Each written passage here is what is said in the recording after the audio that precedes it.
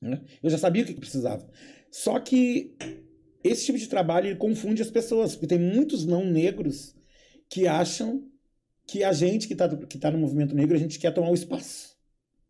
A gente quer tomar o espaço de outra pessoa. A gente não quer tomar o espaço, a gente quer um espaço de direito. Essa é a luta do movimento negro. Né? Todo mundo diz que é muito... Todo mundo não, desculpa. Muita gente diz que é muito mimimi. Né? Vocês estão sempre nesse mimimi. Que nem esses dias eu estava num local sentado, semana passada, tomando uma cerveja, e um cara veio assim, tu é o garçom? E eu disse assim pra ele... respirou? Eu respirei e disse, cara, se eu fosse o garçom, eu estaria lá dentro do balcão. Eu tô sentado aqui, onde é o lugar dos clientes. Isso, daí ele vem assim, não, mas não é isso que eu quis dizer, porque tu tava aqui. Eu digo, não, tu poderia ter perguntado se eu era o dono da casa. Tu poderia ter perguntado se tu é o dono da casa, tu é o garçom ou tu é cliente.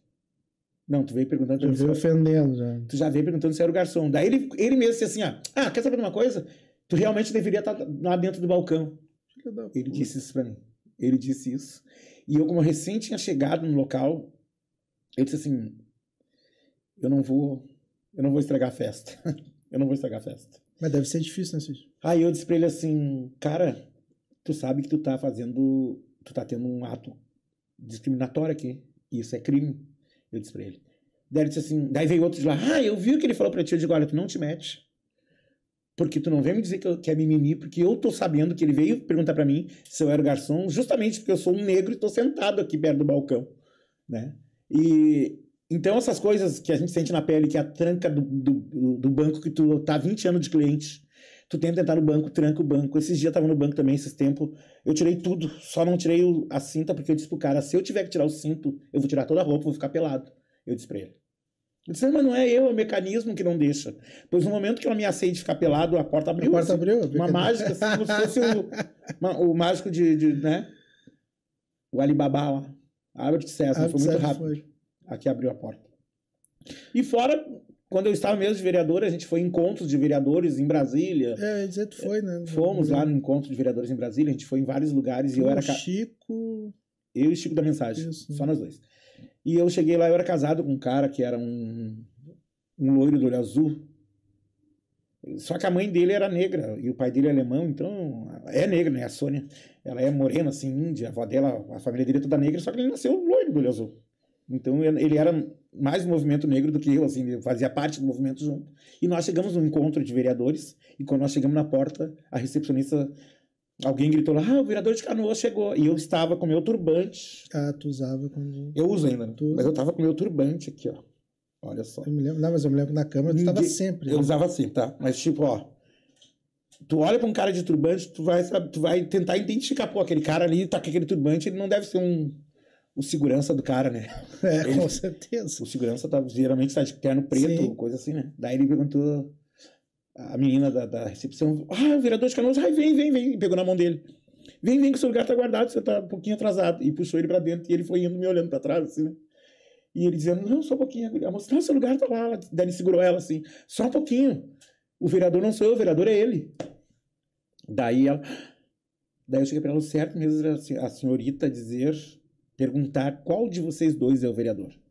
Não tu deduzir que ele seria o vereador. Mas olha, tantas coisas, porque a gente assim, ó, o que eu penso contra o movimento negro? A gente, às vezes, muita coisa que a gente fala pode parecer mimimi. É que a gente já avançou tanto nas conquistas do movimento negro que contar essas histórias já é, vamos dizer assim, é bater, né, na mesma tecla. Tu não acha que essa história de crise mundial, esse negócio não é desculpa para não ter conseguido fazer o que tinha que fazer? Eu acho, eu tenho certeza. Porque... as pessoas continuam ali na luta, né? Tu vê o brasileiro como se diz, né? O brasileiro eu ia dizer uma palavra, mas não vou dizer. Fala aí, tá liberado. É foda, né, cara? Os caras, eles estão ali apanhando, mas eles estão ali buscando, né? Então, O brasileiro é o famoso que não desiste nunca. Não desiste nunca, cara. Não desiste nunca. Me preocupa muito essa eleição, visto que nós podemos regredir ou progredir, não sei. Te preocupa em qual sentido, Cid? Me preocupa porque a gente viu o que aconteceu com o país antes do Bolsonaro e agora perante o Bolsonaro. E a gente viu que a gente não... Tu acha que piorou? Piorou. A situação, a pobreza aumentou muito. Tu viu voltando de novo ao preconceito, a declaração do treinador do Grêmio, que não vou saber dizer, mas ele meio que dizia assim, com o Bolsonaro tá liberado, ele autoriza teu racismo, teu negócio, mais ou menos isso. Uma coisa assim. Tu concorda? Não, o que eu vou te dizer? Aumentou muito a questão do ódio. A gente está vendo aí em tudo quanto é lugar, em tudo quanto é espaço, no esporte, no dia a dia, aumentou muito os crimes. Estão autorizados, é isso? Ou tu acha que não é para tanto? É para tanto, sim. No momento que existe mortes, no momento que mais negros, mais jovens negros são assassinados nas periferias, e isso é muito sério. Nós teríamos que ter... tem que ter uma forma de que a gente consiga resgatar o ser humano. A gente não quer ver ninguém morto. Olha aquela frase, olha quando a gente ouviu essa frase, que bandido bom é bandido morto. Eu não sou a favor dos bandidos, claro que não, mas eu não sou a favor eu sou a favor da construção do cidadão, iniciando lá na base, quando ele é criança. O trabalho que tu fazia lá com 7 anos. Foi o que me resgatou. O que me resgatou dentro da vila onde eu moro foi realmente esse trabalho das comunidades de base. Tu falou agora te resgatou, vamos lá. Negro, pobre, carnavalesco. Não, carnavalesco não conta. Tá, negro, pobre de periferia. Isso. Naquela época não tinha homossexualismo ainda, há 7 anos. Não, já tinha. Já tinha. Tá, mas então assim, tu tem todas as características para ir... Só o ambiente onde eu me criei... Que é numa zona... Que é a vila onde tinha... Tu tinha tudo para vou dizer assim, e as pessoas têm que entender que não é pejorativo, mas tu tinha tudo para dar errado. Tudo para dar errado. Eu tô lá no meio de uma vila que tinha drogas, que tem tráfico, que tem isso, que tem aquilo. Se eu não tivesse as comunidades eclesiais de base, que a minha mãe trabalhava no posto, eu ficava em casa, eu ia para a comunidade, eu ia para lá pro clubinho. Uhum. Eu ia pro clubinho, eu ia pra catequese, eu tava lá. Aquilo lá me tirou de eu ficar ocioso em casa. Poderia estar como vários amigos meus que já foram assassinados, que eram ali da vila, que penderam pro lado da drogatinagem e acabaram sendo mortos. Sabe? Então eu fui resgatado através desse trabalho que foi das comunidades. Então, enquanto nós tivermos um país que existe maior mortalidade de negros, maior mortalidade de mulheres, alguma coisa está errada, e aumentou cada vez mais o homicídio, o feminicídio, ao invés de diminuir com tudo que a gente... Se tu fosse vereador, ou estivesse como vereador, qual seria o teu posicionamento sobre abrir uma CPI sobre a situação que está acontecendo em Canoas? Eu, com certeza, eu era a favor de abrir a CPI. E por que sou a favor. E por que tu acha que os vereadores da base não querem abrir a CPI? Se tá tudo certo. Porque a CPI gasta, né? Mas tu acha que já não houve desgaste? A desculpa que não diz que gasta, que tem, né, que rola muito desgaste, aquela coisa. Tá, mas e daí? CPI existe pra quê? Pra investigar. É uma comissão parlamentar de inquérito. Isso. Eu sou a favor. Tem que abrir a CPI. Quem não deve, não teme. Quem deve, vai pagar. E quem é honesto, quem é o que não é o culpado, né? Ele vai voltar para o seu lugar que ele foi eleito. Essa é o que tem que acontecer. Né? Chega de ter medo, né? Tu acha que se o Busato voltasse a ser candidato, ganharia a eleição? A prefeito? Sim. Olha, eu tenho passado nas ruas aí, as pessoas até me perguntaram assim, alguns me xingam dizendo que eu tô com Jairo. Eu digo, não confunda. Não confunda, porque as pessoas, para te ver, as pessoas elas não sabem. Elas acham que eu sou vereador. Elas acham que tudo que acontece na prefeitura eu tô dentro, entendeu? Elas não têm uma noção. Eu fiz uma pesquisa sobre vereadores de Canoas, para se tu ouvisse as respostas, tu ficaria louco. Nem sabe quem é, né? Não. E daí as pessoas dizem assim, Sid Clay, que saudade, quem entende mais ou menos, que saudade do Busato. Muitos dizem. Não é muitos. E tem gente que... O que aconteceu? Eu posto. Que daí, tudo que tem em volta de mim, as pessoas cobram de mim. Sim. É o posto lá da Natal, é a praça da frente da minha casa, é o ônibus que não tá vindo, os mosquitos. Então eles vêm em mim. E o ônibus quando vem tem goteira? Eles vêm em mim. Daí O que aconteceu que nós tinha lá o fulano, um atendimento assim lá no posto e agora mudou tudo? Antigamente, tá, essas coisas, né? Antes a gente pedia... Então eu escuto muito isso, que saudade do Busato. Eu acredito que se a eleição fosse hoje, o Busato ganharia as eleições. E o Busato vai ganhar as eleições esse ano. Para deputado ou para vice-governador? Olha, eu só tenho a dizer que o que ele definir, eu vou ajudar ele. Eu acho que seria um baita negócio vice-governador, mas... O que ele definir, eu vou ajudar ele. Eu acho que ele... Quem sou eu para opinar na vida do Busato? Ele é um cara assim, ó... Só fera do lado dele, eu sou coitado. Eu tive o prazer de trabalhar com... Eu tenho o prazer de trabalhar com o Busato. Ele é um cara incansável, né? Não estou dizendo que os outros não são... Também não gostam de trabalhar. Eles gostam de trabalhar. Mas é assim, ó... O cara, ele ocupa um lugar, um cargo no Estado e ele, com menos tempo do que os outros secretários do Estado, ele consegue fazer com que o Estado, o próprio governador, ele consegue mudar a imagem do governador com 400 e lá vai pedrada, 300, sei lá, 400 cidades. Ele consegue, com projetos... que são do governo estadual, que ele foi lá e foi o que capitaneou todos aqueles projetos, o Negocia RS, né, o Pavimento RS, enfim, e muda a imagem do governo. Ele tem uma habilidade... Uma habilidade de ir lá, ver a necessidade das cidades. A secretaria, os prefeitos chegavam lá na SEDUR, ou lá na SAM, lá, e os prefeitos diziam assim, ó, dizem até hoje, eu nunca fui chamado para vir aqui na secretaria. Prefeitos, porque aí no interior tem prefeito que está 2 mandatos, volta outros mandatos, são prefeitos que já passou por várias secretarias, passaram desde a IEDA, passaram pelo Rigoto, passaram por todos os governadores, e nunca foram chamados para vir por um secretário, ser recebido por um secretário, sabe? E ali o secretário ter soluções, botar uma equipe toda a trabalhar para que aquele projeto seja implantado na cidade e que a cidade seja contemplada com aquela necessidade que ela precisa. Sou contra, vai virar jacaré, aquelas coisas todas, aquelas bobagens todas. Mas por que existe essa divisão entre os profissionais da área da saúde que realmente têm o conhecimento e aí tu tá dizendo vacina vai que não tem problema.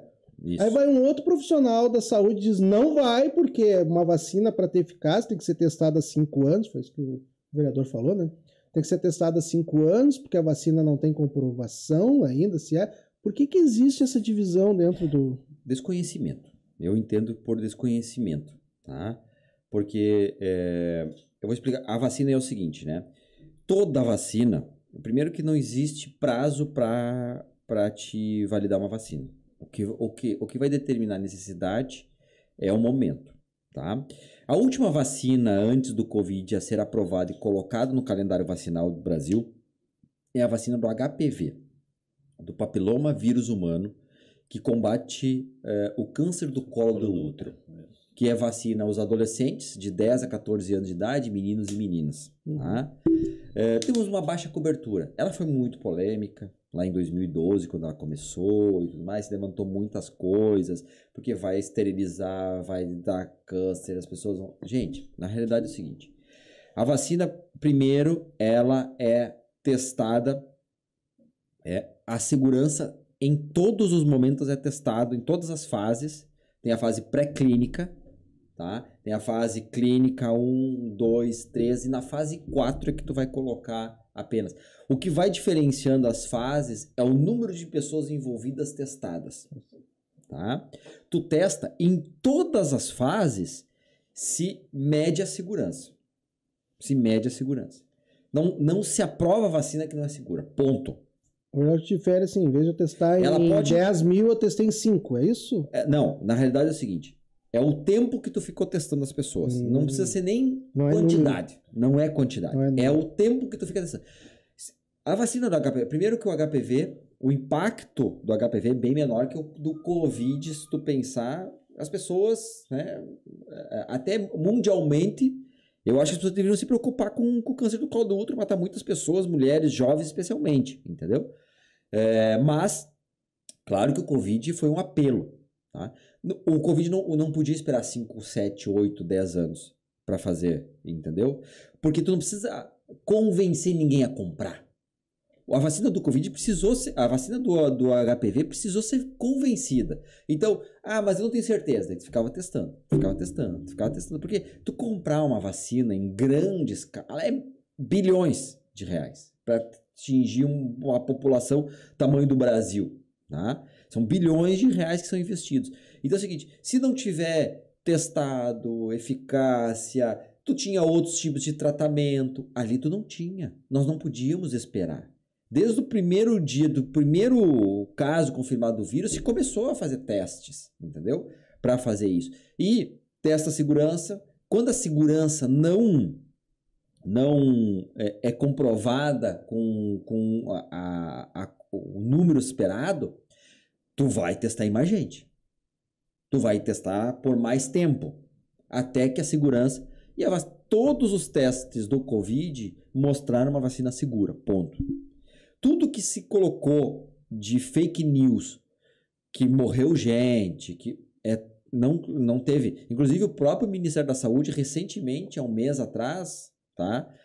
Talvez um pouco mais, talvez um pouco menos, disse que todos os casos investigados de suposto óbito pela vacina do Covid não se confirmaram. Tá lá no site do Ministério da Saúde. Então, eu fico muito tranquilo a isso, tá? É óbvio que tem uma politização, é óbvio que tem desconhecimento, é óbvio que no momento que tu tem um líder máximo que bota em dúvida e que tem seguidores e que tem pessoas apaixonadas por ele, que é assim. Nós tivemos outros presidentes que também foram apaixonados, que as pessoas foram apaixonados, entendeu? E faz parte, nós precisamos de heróis, entendeu? Nós precisamos de pessoas como referência. Quando eu tenho uma pessoa como referência, eu acredito nela, entendeu? E talvez aquela pessoa que tu tomou como referência não esteja preparada para defender aquilo. E é assim que eu vejo, entendeu? Eu acho um equívoco por parte do executivo máximo e contra. A ciência, ela é fundamental. Ninguém faz ciência amadora, entendeu? A gente usa medicamentos off-label quando a gente não tem nada. Eu não vejo problema nenhum usar medicamentos fora daquilo que a bula recomenda. Entendeu? Eu não vejo problema nenhum, desde que não prejudique as pessoas. Sim. Desde que não cause problemas para as pessoas. Mas, tu dizer que aquilo é eficaz, tem que testar. Vou pegar tua deixa aí. O gestor maior não quero processo. Chegou a vincular a vacina com o HIV, que poderia ter o HIV. Os absurdos nada que apareceram. Tu sabe que talvez uma situação da política e da política ruim, assim, sabe? Foi o fato de que eu, inclusive, recebi ameaças em alguns momentos, né, durante o enfrentamento à vacinação, porque meu papel era defender a vacina, ponto final. E não tem problema nenhum e respeito todas as opiniões, mas eu tenho que defender. Por isso que eu brinquei contigo, tu ficou conhecido como Capitão Vacina. Foi, me chamaram já várias vezes. Mas com orgulho, tenho muito orgulho disso, né? E aí, eu tive que fazer ocorrência policial, minhas redes sociais foram invadidas 5 vezes, tá? E foram situações constrangedoras, pegaram uma fala minha para uma outra emissora e colocaram no fundo fotos de crianças supostamente mortas pela vacina, que não é verdade também, tá? Mandaram mensagens dizendo que eu era assassino de criança pelo meu WhatsApp, sabe? E, gente, eu não me arrependo de absolutamente nada. Tu com 2 filhos pequenos. Não me arrependo, porque na realidade é o seguinte, eu acredito na ciência, sabe? Eu estava ali naquele papel de fazer esse processo de defesa e fui outorgado para isto, e sou profissional de saúde, estudo sobre isso, e eu não tenho problema nenhum de discutir com quem é contra, entendeu? Eu vou dar as minhas razões, ela vai dar as razões dela, e as pessoas têm que decidir baseado nas razões que foram colocadas, e acabou. Eu não tenho que convencer ninguém que não quer se vacinar. Me dá a oportunidade do outro. Eu respeito a opinião, mas deixa eu também botar as considerações para aquela pessoa que está em dúvida. Porque os contrários à vacina perderam. 96% das pessoas tomaram pelo menos a primeira dose da vacina, acima de 5 anos de idade. 91% das pessoas tomaram 2 doses. 68% tomaram 3 doses. Então venceu, né, gente? Não tem isso. Eu tô falando para 3% que não quis tomar, nem 3% que não quis tomar. Eu não preciso brigar com eles. A política é isso, né, Juliano? É a arte de se comunicar e tratar com todo mundo, mesmo com as suas diferenças ideológicas, com seus pensamentos, mas o momento pedia isso. Né? E tem gente que explorou isso, tentou explorar isso da pior forma, entendeu? Porque, por que vocês não fizeram imediatamente o hospital universitário? Porque não dava tempo, porque dizer que 15 de abril, tanto é que quando a gente terminou o hospital universitário, os 110 leitos de um andar inteiro que a gente colocou, a gente desativou 2 hospitais de campanha. Porque nós não tínhamos mais necessidade de manter. Aquilo ali é o seguinte, é que nem seguro, né? A gente não faz seguro para a gente usar. A gente faz seguro para que quando precisar ter. A gente não pode ter leito sendo aberto quando tu precisa. Sabe? Tu não pode ter uma emergência só quando a coisa piora. A emergência, ela tá lá. Tu tem aqui o hospital de pronto-socorro que no início da pandemia, ali março, abril, ele chegou a não ter nenhum atropelamento, nenhum caso de motoqueiro traumatizado, tá? Quase parado em alguns procedimentos, tá? E nem por isso a gente fechou as portas. A gente aproveitou para fazer reforma, ampliação, adequação, entendeu?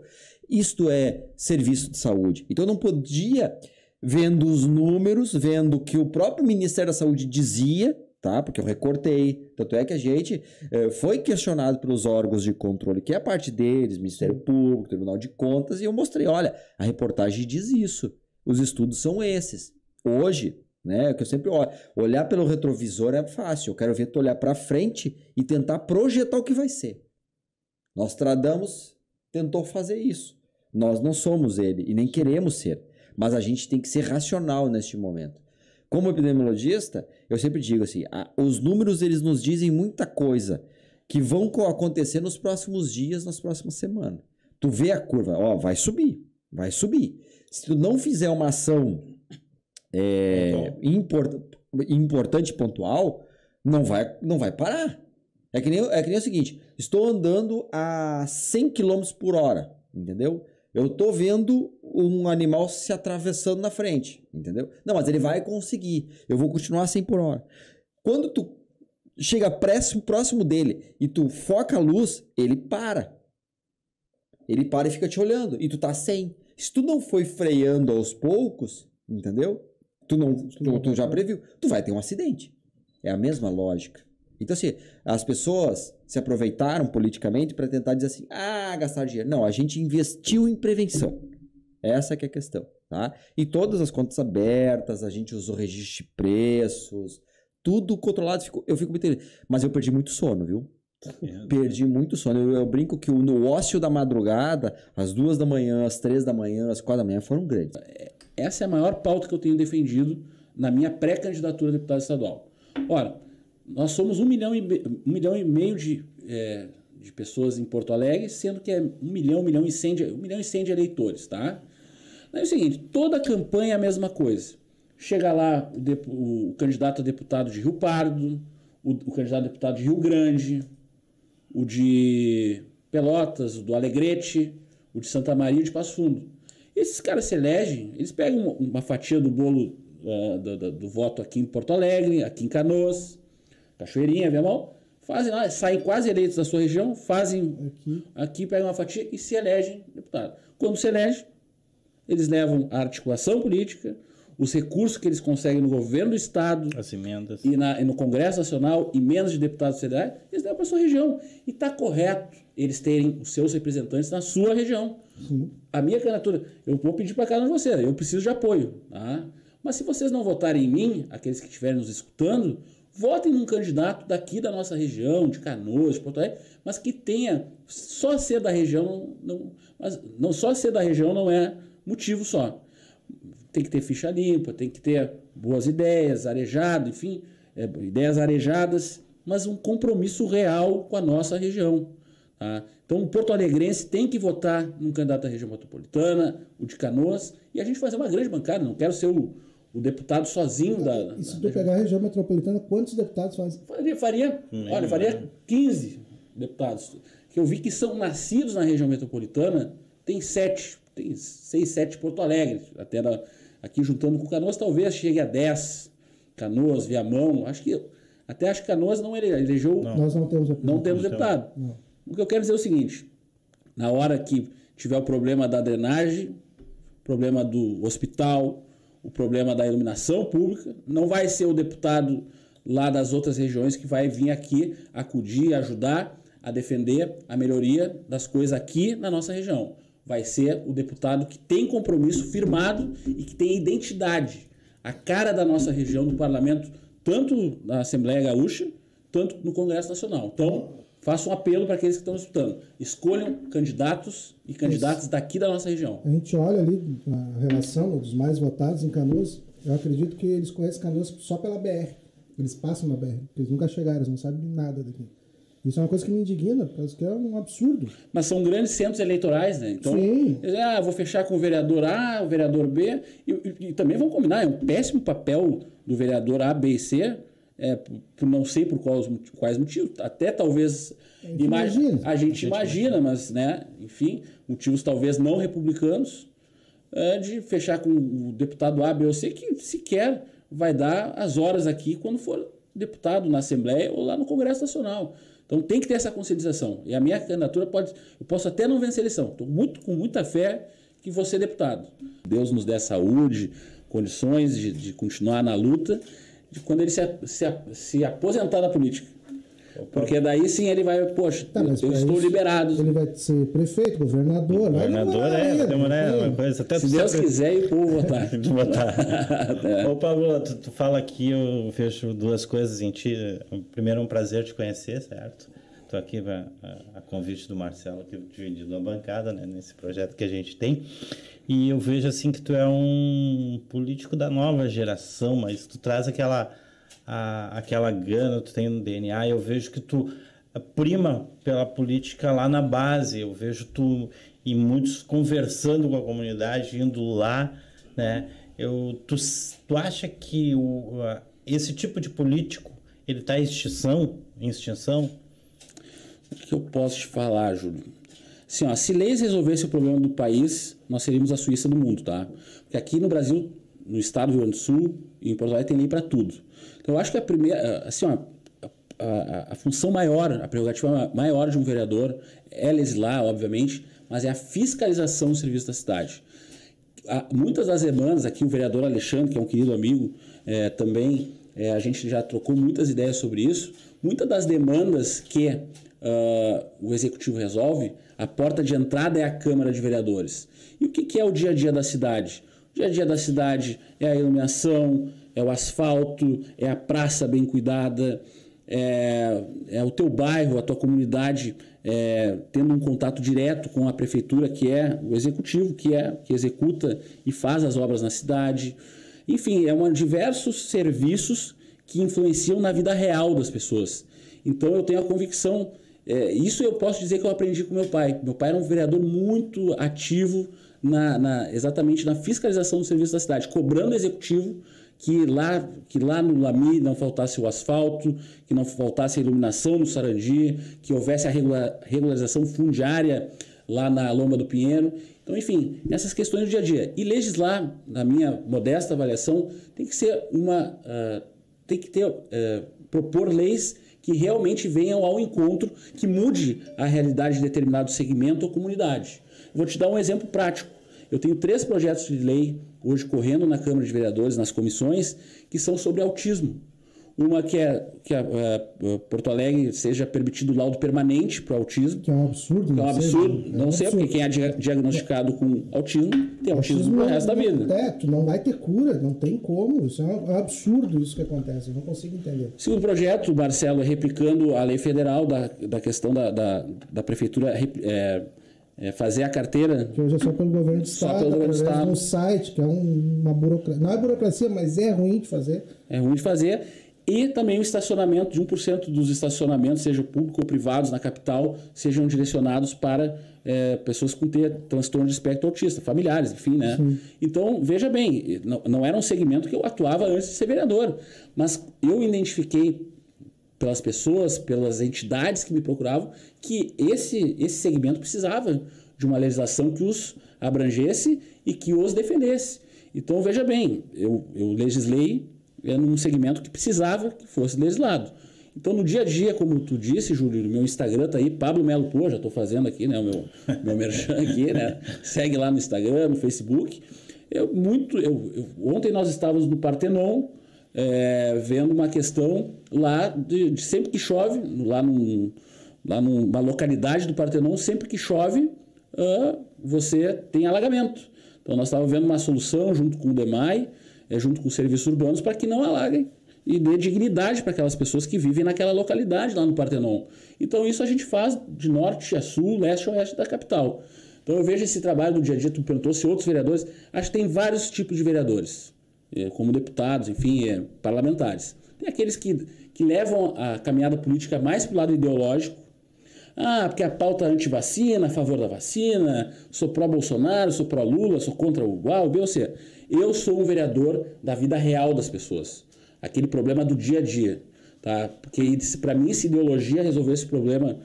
Ideologia não coloca um remédio no posto de saúde, não coloca comida na mesa das pessoas e não gera um emprego. O advento da própria pandemia, em Porto Alegre tinha mais de 500, 600 usuários por dia de transporte coletivo, para 150 no ápice da pandemia. Então, quer dizer, mais Cabify, mais Uber.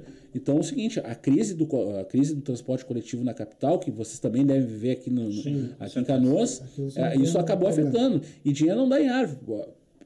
Porque a empresa de ônibus, a gente escuta sempre os barões do transporte.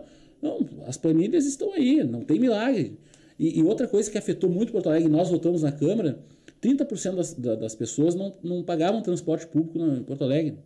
Tínhamos 14 isenções, nós baixamos para 6. Dinheiro não dá em árvore, não tem milagre. Alguém paga a conta. Tá? Agora, o que nós mudamos lá? Olha, tem estudante que tem condições de pagar a sua passagem de ônibus para ir e para voltar. Agora, eu prefiro subsidiar a passagem do pobre, do mais humilde, do que aquele, tu distribuir isenções a rodo, sendo que tu não sabe se aquelas pessoas têm ou não condição de pagar. Eu vou dar um exemplo aqui, por exemplo, ali, a média de vida aumentou muito no Brasil e no próprio mundo. Poxa, hoje em dia, 65 anos, pessoa aposentada, sei que muitos aposentados não têm condição, são de condição humilde, mas outros tantos têm condição, sim, de pagar o transporte público. Poxa, o prefeito Melo estava lutando, porque isso é uma lei federal, sim. Então, para que o governo federal subsidie o valor da passagem para aqueles que têm acima de 65 anos. Tá? Porque isso é uma lei federal, o município não pode mexer, mas será que é justo que todos os idosos paguem? Aqueles idosos que têm condições, eu não vejo nenhum problema de pagar o transporte público. Então, nós mudamos as isenções em Porto Alegre, fizemos também para viabilizar o transporte coletivo na capital. Votamos a questão também da desestatização da Carris quanto ao transporte coletivo e também votamos a extinção do emprego de cobrador. Por que não é privatizada a Carris? Já foi. Não foi privatizada. Ela já teve a audiência pública, consulta pública, e hoje até, eu estava vendo, o preço dela está em 120 milhões. Tá? Quem quiser comprar a Carris tem que dar 10 milhões de entrada e não sei quantas prestações. Tá? Se não houver comprador, provavelmente vão licitar só as linhas e vão liquidar a Carris. A grande questão, Júlio, da Carris nós temos respeito, é uma empresa de 150 anos de idade. Tá? Ela sempre foi uma empresa que prestou excelentemente serviço em Porto Alegre, mas para o cidadão e para a cidadã. O que é mais importante? Importa para o cidadão se uma empresa é pública ou privada? Para mim, para ti, eu estou com 40 anos. Eu andei transporte coletivo até aos 25, que foi o meu primeiro carro, e nos últimos 4 anos antes de ser vereador, eu não tinha carro. Eu andava preponderantemente em lotação, porque na frente da minha casa passa a lotação. Eu nunca fiz muita questão. Carro, para mim, não é um luxo, nada. É para trabalhar mesmo, né? Então, agora como vereador, além do mais, tu tem que andar para um lado, para o outro, né? Enfim. E tu vê que a gente estava falando da questão da Carris, perdão. Para o cidadão não importa se a empresa é pública ou privada. Para o cidadão importa se o transporte passa na hora, se ele tem qualidade, se o preço é justo. Isso. Então, o custo Carris para o sistema de Porto Alegre, ele no momento que for privatizado ou liquidada a Carris, já vai baixar 15 centavos. Porque a Carris, por ser uma empresa pública, ela aumenta o custo da operação de todo o sistema. Porque as empresas privadas atuam com um custo X e a Carris opera com um custo maior, porque ela é uma empresa pública. Sim. E nos últimos 10 anos, a Carris custou aos cofres do contribuinte porto-alegrense 500 milhões de reais. Aporte direto da prefeitura para ela continuar funcionando. Já agora, nos últimos meses, está custando 3, 4 milhões, estava custando 3, 4 milhões para a prefeitura, para a administração municipal. Então é o seguinte, esse é um dinheiro que pode estar sendo investido, qualquer recurso que está sendo mal colocado em algum lugar, está fazendo falta na outra ponta. Então, foi uma decisão que nós tomamos, difícil, amarga, e eu tenho falado onde tenho passado. O prefeito Melo estava preparado para ser prefeito, político experiente, trabalhador, bom gestor, mas ele não seria bom prefeito se não tivesse uma legislatura corajosa de vereadores que estavam dispostos a enfrentar temas que causam desgaste político e temas polêmicos, como esses que a gente está colocando agora, reforma da Previdência, privatização da Carris, extinção dos cobradores, revogação do IPTU. Então foi um ano muito produtivo do ponto de vista legislativo e que viabilizou o governo Melo estar fazendo o grande trabalho que está fazendo na capital. Segmentar. A nível nacional, o Renan Calheiros, o Jader Barbalho, Eunício Oliveira já estão fechados com a campanha do Lula. Para presidente. Sarney também, né? A família Sarney também. Só gente boa, vocês falaram. Né? Uma parte do partido, acho que a grande maioria do Partido Nacional, o MDB sempre buscou ter uma candidatura própria que representasse. Nós temos a candidatura da Simone Tebet, que está colocada. E tem alguns dissidentes no MDB que tem uma pesquisa que foi feita, eu acho que eu li no Antagonista esses dias, que diz que foi feita uma pesquisa que eu pelo menos não fui pesquisado, que 70% dos MDBistas, em caso da Simone não decolar, votariam no Bolsonaro. Então, acho que em primeiro lugar o partido está dividido. Então, se um lado do partido lá no norte do país, norte e nordeste, já está com o Lula, já há dissidentes do Bolsonaro, eu vejo com bons olhos uma candidatura que nem a da Simone. Porém, eu não estou conseguindo ver. A política muda todo dia. Pode ser, o que eu estou falando hoje pode amanhã não valer nada. Mas eu não vejo Marcelo e Júlio hoje alguém quebrando essa polarização. E eu tenho sido muito claro nos programas de TV, de rádio, de streaming, no podcast hoje aqui com vocês. Acho que nós não temos que ter vergonha. Se a candidatura da Simone não decolar, nós temos que ir de Bolsonaro. Eu estou falando por mim, ou de Bolsonaro no primeiro turno. Tá? Porque o Lula, eu não julgo as pessoas pelos partidos. Eu acho que tem bons quadros em todos os partidos. Tem pessoas bem intencionadas, pessoas competentes, pessoas que se prepararam para estar onde está. Mas o que o Lula representa, tá, é um retrocesso, é um ex-presidiário, é o escândalo da Petrobras, mensalão, e todos os tipos de desvios. É tudo aquilo que a gente luta contra na política. Então, para mim, o Lula ele não é adversário político. Adversário político é quando você perde uma eleição, ok, você tem que se dobrar à vontade da maioria. O Lula, para mim, é inimigo da nação por tudo que ele produziu de ruim dentro desse país. Cara, o Lula tem falado muito na regulação de mídia. O que tu vê aí, tu como jornalista e o cara das mídias? Cara, Tu acha que isso não é um tiro no pé do cara? Já? Do Lula? Com certeza, com certeza. É que existe uma necessidade, eu vejo essa necessidade enquanto...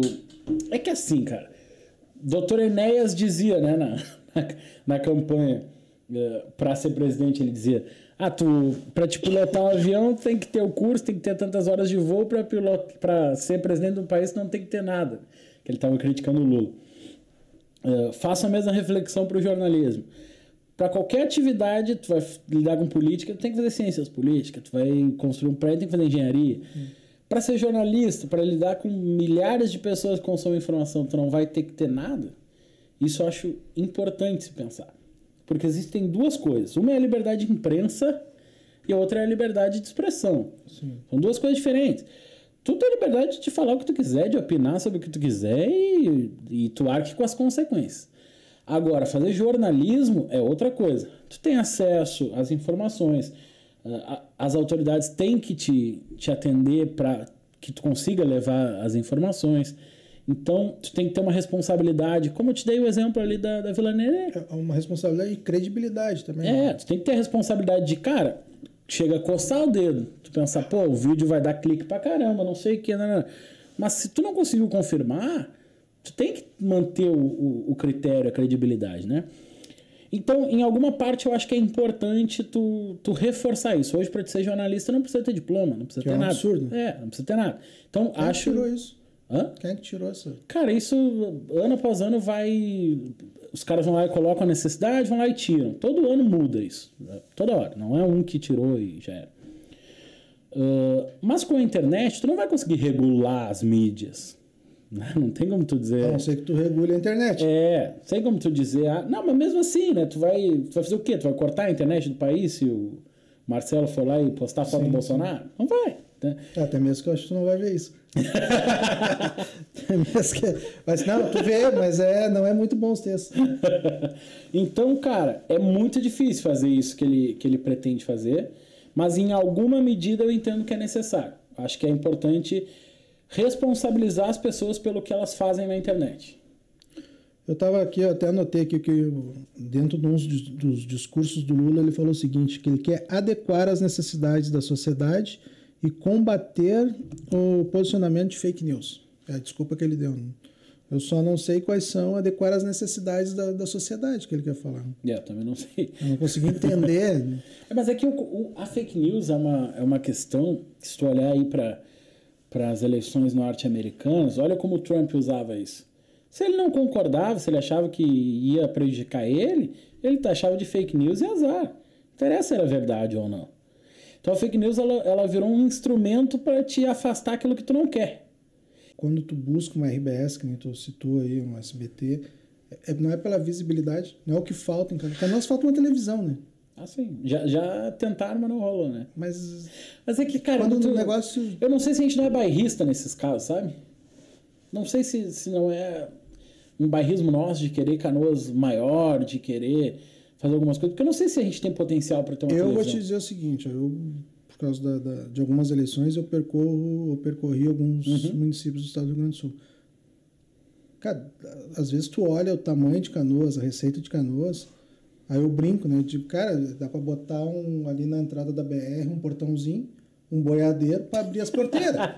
Porque tem cidade muito menor, mais desenvolvida, qualidade melhor, tudo melhor do que Canoas. Sim. As pessoas costumam dizer, Canoas deixou de ser a cidade dormitório. Será? A UPA do idoso, ela não foi fechada, de fato, né? Ela foi transferida pro centro e tal. A discussão agora é se existe UPA do idoso mesmo. E se criou a clínica lá de saúde do idoso, tal, não sei o quê. Cara, a gestão ali a gestão não, a equipe do Jairo começou a bater nisso muito firme, de que os caras fecharam a UPA, e azar. E daí o prefeito tentava explicar, não era uma UPA, ficou melhor, ficou mais acessível porque ficou no centro. Mas aquilo que eu te falava antes, quando tu te coloca no lugar de explicar, quando tu fica reativo, quando tu recebe a paulada e tem que dar explicação, acabou. Perdeu, né? Acabou. Já era. Então, tudo que tu tinha feito na saúde ali, acabou. Ficava movendo um mamute para tentar explicar que não, a UPA do idoso nunca fechou. E sabe o que é o mais louco? Daí troca de prefeito, o cara vai lá e tira o maluco que tá com superávit de 8 milhões e volta uma dívida de novo. Daí tu fica, cara, quem é que tá certo nisso aí? E o pior, os problemas não são resolvidos. Não. O problema da população, da falta de atendimento, da falta do... Não é resolvido. E hoje a cidade tá parada, né? Com essa questão toda aí do Ministério Público. Isso é muito complicado tu afastar um prefeito, né, cara? Eu sou contra o impeachment. Né? Eu acho que o país para. E afastar um prefeito é da mesma forma. Não é que eu seja contra. Deixa o cara fazer o que quiser. Não, primeiro a gente vai ver quais são as circunstâncias, se realmente vale. E o prefeito afastado hoje, te dá um... Eu acho que é uma saída muito radical, né? Tu ir lá e afastar o cara. E quando teve a operação, até falei pro Jaime, eu achei uma operação um pouco truculenta. Assim. Nós temos 2 James na sala, porque o Caleb também é Jaime. Aí, Jaime Caleb e Jaime Zanato. Eu achei uma ação bem truculenta, assim, porque, pô, embora todo mundo esteja sobre a égide da mesma lei, prefeito na cidade só tem um, né? E no momento que tu invade o apartamento do prefeito e grava vídeo chutando a porta do cara, já tem um rompimento. Marcante, né? A cena tem um rompimento. E o prefeito é o cara que fala pela cidade, fala por quem gosta, quem não gosta, fala pela escola pública e fala pela escola privada. A gente viu isso na pandemia, né? Sim. Ah, mas o negócio é meu. Tá, mas tem um decreto que vai fechar e acabou. O decreto mandou, já era. Entendeu? Então eu acho isso muito prejudicial para a cidade. Muito prejudicial. E daí tu tem agora o Neidi, que tá de prefeito, ele também tá de secretário de governo. E tá de vice-prefeito também. Então tu imagina o peso. E tá de mão atada, né? Porque ele não sabe agora, assim, o cara tem que ter todo administrar na ponta dos dedos, né? Porque tu não sabe, porque é um escândalo que aconteceu. Nós temos um processo do MP de 11 mil páginas que não é brinquedo. Sim, né? claro. Apesar da base governista na Câmara dizer que o MP erra, eu tenho dito que é o seguinte, certo tá o político, né? Político que não é o errado. Porque tu faz uma ação contra o presidente, o STF não presta. Tu faz uma ação que o MP veio aqui e fez da forma que fez, o MP tá errado. Tá, então tá, o político que é santo no Brasil, não é os órgãos. Sempre. Os órgãos são incompetentes, né? Então, os que fazem. Então, assim, tu olha toda essa situação que foi, é problema de coisas sem licitação. Pô, como é que o Neidi vai tocar esse barco agora? E agora? A cidade fica parada. Se tu é empresário, tu vai vir investir em Canoas nesse momento? Exatamente. E nós estamos falando de um contrato dentro de um hospital, né? Dentro do hospital. E aí? E nós estamos falando que nós ficamos parados por 2 anos por causa de uma pandemia, agora que a gente queria começar a dar esse problema. E deixando bem claro a todos que estão assistindo, que vão assistir depois, nós não estamos aqui dizendo que o prefeito é culpado. Não. Eu costumo dizer isso, porque a pecha que a situação bota lá na Câmara, os vereadores, querem culpar o prefeito. Não, ninguém quer culpar. Eu acho que está bem claro, eu já li algumas páginas, eu já estou na 3.000 e poucas páginas lá que eu li do processo, existe um esquema. Pelo menos o Ministério Público aponta para o esquema, existe conversas, existe isso, existe aquilo outro. A gente tem que apurar. E por que não abrir uma CPI? Qual é o papel do vereador? Primeiro é investigar. Já que nós estamos aqui numa conversa mais ampla e sem preconceito, sem nenhum tipo de censura, a gente está vendo um país onde as coisas estão acontecendo diferentes do que aconteceu antigamente, né? Sim. Tu vê, assim, o morador de rua lá que teve relação com a mulher no carro lá e tal, não sei o quê, ficou milionário. Anda de iate, não sei o que. Mas agora começou a dar... Mas tá andando de iate. Hoje eu tava falando, os 15 minutos de fama já foi. A Deolane lá, não sei o que era a namorada lá, esposa do MC, não sei o que lá. Abraçado no Lula. O MC pulou de uma marquise lá, sei lá o que era, morreu, ela ficou famosa. E agora ela usa pra apoiar o Lula, sabe umas coisas... Por que ela ficou famosa, sabe? Não tem uma explicação, ela não é... Ela é advogada criminalista e ela não tem nada a ver com isso, né? No trabalho dela, sabe? E não é uma crítica. Eu acho que isso nos ajuda a entender. Fatos, porque, assim, se a sociedade está assim nesses pontos, na política não é diferente. Então a política é o reflexo. Claro. Eu já não sei mais se a política é reflexo da sociedade ou vice-versa. Eu já não se tenho tu mais. Não sabe como é que você vê. É que tá muito complicado, cara. Tá muito ruim hoje de tu falar. Eu não discuto política. Eu criei isso aqui para nós discutir mesmo. Criou só um podcast de esquina democrática. Eu não posso discutir com um cara que ele tem um pensamento radical, porque ele não vai querer entender. Porque ninguém quer ouvir, né? Ninguém quer. Não tem, a discussão não existe. Ela não vai existir uma discussão. Sabe que uma vez eu estava conversando com um amigo meu de infância, assim, o Juba, e ele é liberal total, assim, liberal do... Ele é conservador nos costumes, liberal na economia. Que só existe no Brasil. É um modismo lindo que aconteceu. Mas ele é partido novo, assim, aquela coisa liberal. E a gente discutiu fervorosamente, assim, tal, e escola pública, e a escola tem que se tornar privada, e não sei o que, um monte de coisa. Cara, no final a gente chegou à conclusão de que os dois, nós aprendemos muito naquela discussão. Não concordamos em nada um com o outro, nada. Mas aprendemos muito. E é isso que falta hoje em dia, né? Falta. Tu sentar aqui e conversar e, cara, não concordo com absolutamente nada que tu falou. E tu tem que ter argumentos, né, cara? Tu não pode mais pegar como, eu defendo o Lula porque, por causa que ele fez isso, fez aquilo outro. Eu sempre digo, todo governo ele é bom e é ruim. Claro, é bom pra alguém e ruim pra alguém, né?